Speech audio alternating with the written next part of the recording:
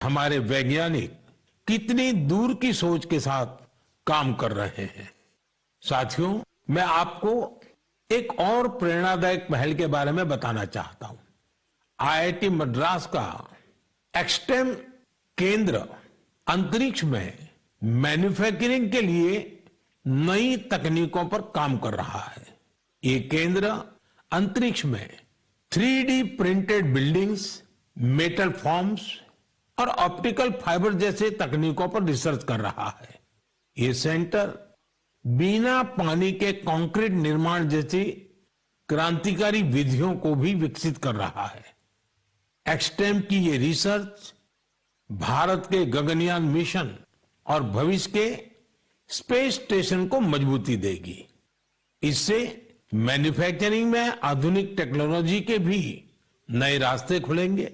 साथियों, ये सभी उपलब्धियां इस बात का प्रमाण है कि भारत के वैज्ञानिक और इनोवेटर्स भविष्य की चुनौतियों का समाधान देने के लिए कितने विजनरी हैं। हमारा देश आज स्पेस टेक्नोलॉजी में नए कीर्तिमान स्थापित कर रहा है। मैं भारत के वैज्ञानिकों, इनोवेटर्स और युवा उद्यमियों को पूरे देश की ओर से शुभकामनाएं देता हूं।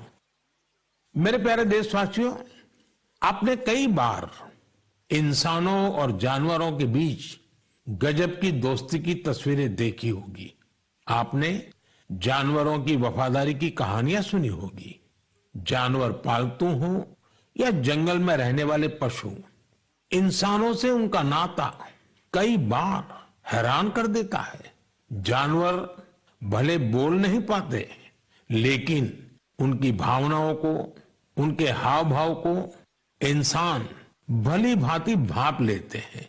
जानवर भी प्यार की भाषा को समझते हैं, उसे निभाते भी हैं। मैं आपसे असम का एक उदाहरण साझा करना चाहता हूं। असम में एक जगह है नौगांव। नौगांव हमारे देश की महान विभूति श्रीमद शंकर देव जी का जन्म स्थान भी है। यह जगह बहुत ही सुंदर है। यहाँ हाथियों का भी एक बड़ा ठिकाना है। इस क्षेत्र में कई घटनाएं देखी जा रही थी जहां हाथियों के झुंड फसलों को बर्बाद कर देते थे। किसान परेशान रहते थे, जिससे आसपास के करीब 100 गांवों के लोग बहुत परेशान थे। लेकिन गांव वाले हाथियों की भी मजबूरी समझते थे। उन्हें पता था कि हाथी भूख मिटाने के लिए खेतों का रुख कर रहे हैं, इसलिए गांव वालों ने इसका समाधान निकालने की सोची। गांव वालों की एक टीम बनी जिसका नाम था हाथी बंधु। हाथी बंधुओं ने सूझबूझ दिखाते हुए करीब 800 बीघा बंजर भूमि पर एक अनूठी कोशिश की। यहां गांव वालों ने आपस में मिलजुल कर नेपियर ग्रास लगाई। इस घास को हाथी बहुत पसंद करते हैं। इसका असर यह हुआ कि हाथियों ने खेतों की ओर जाना कम कर दिया। यह हजारों गांव वालों के लिए बहुत राहत की बात है। उनका ये प्रयास हाथियों को भी खूब भाया है। साथियों, हमारी संस्कृति और विरासत हमें आसपास के पशु पक्षियों के साथ प्यार से रहना सिखाती है। यह हम सभी के लिए बहुत खुशी की बात है कि बीते 2 महीनों में हमारे देश में 2 नए टाइगर रिजर्व्स जुड़े हैं। इनमें से एक है छत्तीसगढ़ में गुरु घासीदास तमोर पिंगला टाइगर रिजर्व और दूसरा है एमपी में रातापानी टाइगर रिजर्व। मेरे प्यारे देशवासियों, स्वामी विवेकानंद जी ने कहा था, जिस व्यक्ति में अपने आइडिया को लेकर जुनून होता है, वही अपने लक्ष्य को हासिल कर पाता है। किसी आइडिया को सफल बनाने के लिए हमारा पैशन और डेडिकेशन सबसे जरूरी होता है। पूरी लगन और उत्साह से ही इनोवेशन, क्रिएटिविटी और सफलता का रास्ता अवश्य निकलता है। कुछ दिन पहले ही स्वामी विवेकानंद जी की जयंती पर मुझे विकसित भारत यंग लीडर्स डायलॉग का हिस्सा बनने का सौभाग्य मिला। यहाँ मैंने देश के कोने कोने से आए युवा साथियों के साथ अपना पूरा दिन बिताया। युवाओं ने स्टार्टअप्स, कल्चर, विमेन, यूथ और इंफ्रास्ट्रक्चर जैसे कई सेक्टर्स को लेकर अपने आइडियाज शेयर किए। यह कार्यक्रम मेरे लिए बहुत यादगार रहा। साथियों, कुछ दिन पहले ही स्टार्टअप इंडिया के 9 साल पूरे हुए हैं। हमारे देश में जितने स्टार्टअप्स 9 साल में बने हैं, उनमें से आधे से ज्यादा टियर 2 और टियर 3 शहरों से हैं। और जब ये सुनते हैं तो हर हिंदुस्तानी का दिल खुश हो जाता है। यानी हमारा स्टार्टअप कल्चर बड़े शहरों तक ही सीमित नहीं है। और आपको यह जानकर हैरानी होगी कि छोटे शहरों के स्टार्टअप्स में आधे से ज्यादा का नेतृत्व हमारी बेटियां कर रही है। जब यह सुनने को मिलता है कि अंबाला, हिसार, कांगड़ा, चेंगलपट्टू, बिलासपुर, ग्वालियर और वाशिम जैसे शहर स्टार्टअप्स के सेंटर बन रहे हैं तो मन आनंद से भर जाता है।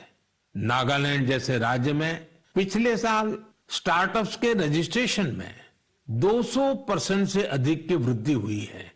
Waste management, non renewable energy, biotechnology और लॉजिस्टिक्स ऐसे सेक्टर हैं जिनसे जुड़े स्टार्टअप सबसे ज्यादा देखे जा रहे हैं। ये कन्वेंशनल सेक्टर्स नहीं है, लेकिन हमारे युवा साथी भी तो कन्वेंशनल से आगे की सोच रखते हैं, इसलिए उन्हें सफलता भी मिल रही है। साथियों, 10 साल पहले जब कोई स्टार्टअप के क्षेत्र में जाने की बात करता था तो उसे तरह तरह के ताने सुनने को मिलते थे। कोई ये पूछता था कि आखिर स्टार्टअप होता क्या है, तो कोई कहता था कि इसे कुछ होने वाला नहीं है। लेकिन अब देखिए, 1 दशक में कितना बड़ा बदलाव आ गया। आप भी भारत में बन रहे नए अवसरों का भरपूर लाभ उठाएं। अगर आप खुद पर विश्वास रखेंगे तो आपके सपनों को भी नई उड़ान मिलेगी।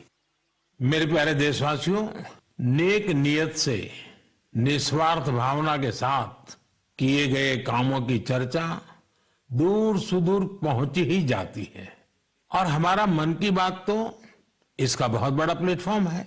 हमारे इतने विशाल देश में दूर दराज भी अगर कोई अच्छा काम कर रहा होता है, कर्तव्य भावना को सर्वोपरि रखता है, तो उसके प्रयासों को सामने लाने का ये बेहतरीन मंच है।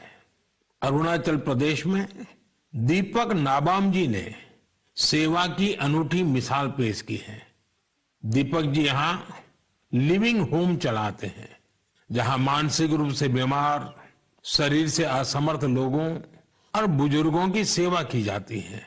यहाँ पर ड्रग्स की लत के शिकार लोगों की देखभाल की जाती है।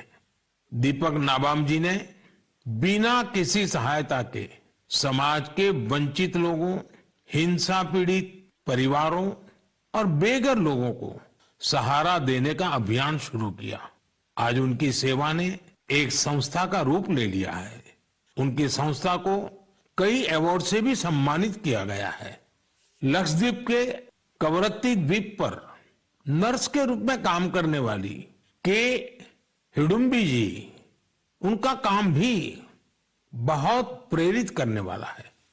आपको ये जानकर हैरानी होगी कि वो 18 वर्ष पहले सरकारी नौकरी से रिटायर हो चुकी हैं, लेकिन आज भी उसी करुणा और स्नेह के साथ लोगों की सेवा में जुटी हैं जैसे वो पहले करती थी। लक्षद्वीप के ही केजी मोहम्मद जी के प्रयास ये भी अद्भुत है। उनकी मेहनत से मिनिकॉय द्वीप का मरीन इकोसिस्टम मजबूत हो रहा है। उन्होंने पर्यावरण के प्रति लोगों को जागरूक करने के लिए कई गीत लिखे हैं। उन्हें लक्षद्वीप साहित्य कला अकादमी की तरफ से बेस्ट फोक सॉन्ग अवार्ड भी मिल चुका है। केजी मोहम्मद रिटायरमेंट के बाद वहां के म्यूजियम के साथ जुड़कर भी काम कर रहे हैं। साथियों, एक और बड़ी अच्छी खबर अंडमान और निकोबार द्वीप समूह से भी है। निकोबार जिले में वर्जिन कोकोनट ऑयल को हाल ही में